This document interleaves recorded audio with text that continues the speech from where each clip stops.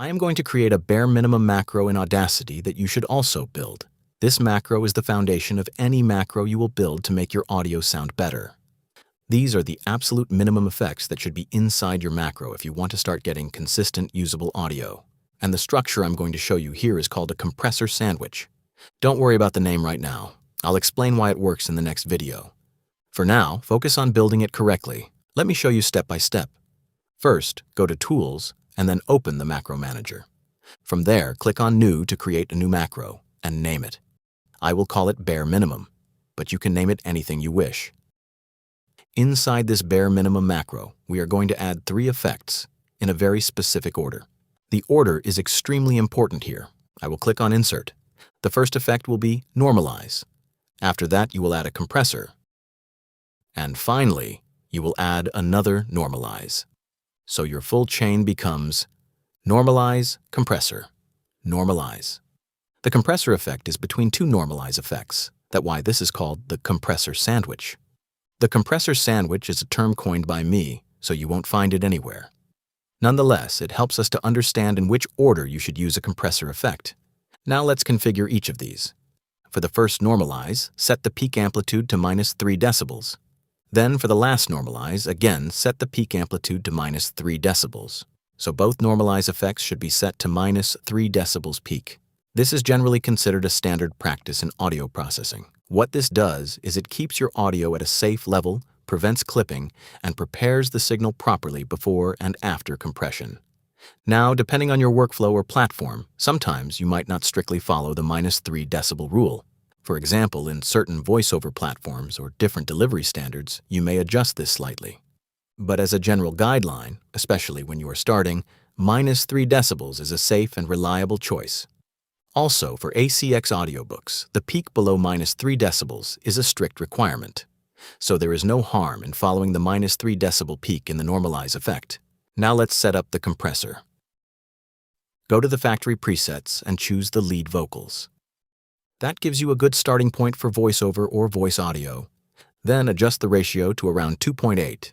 This keeps the compression controlled, not too aggressive, but enough to even out the loud and soft parts of your voice. You don't need to change the other settings for now. Leave them as they are.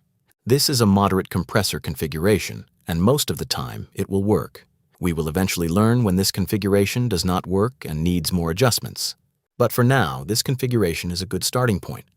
So now, your macro is ready. Just to repeat the structure, first normalize, compressor, and final normalize. Generally, you will need to add other effects in between, like noise reduction, EQ, or de-essing. But one rule you should always follow is this. After the compressor, there must be a normalize effect at the end. That final normalize is very important because it brings your audio back to a consistent peak level after compression.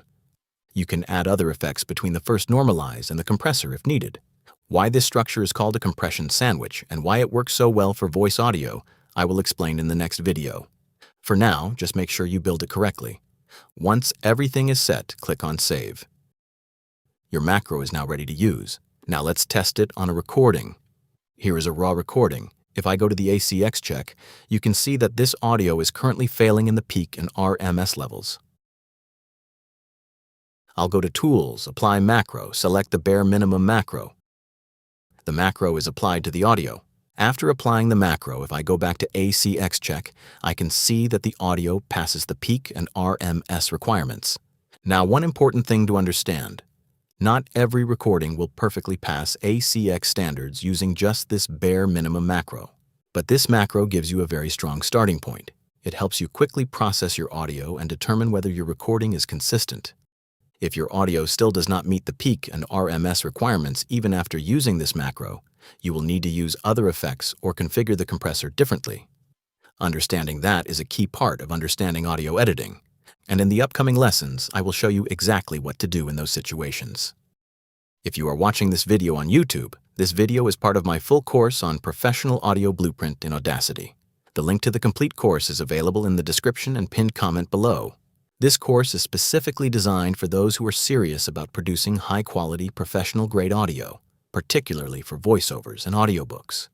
If you already have some basic familiarity with audio editing and you want to take your skills to a truly professional level, to the point where your audio meets industry standards and sounds polished and broadcast ready, then this course is exactly what you need.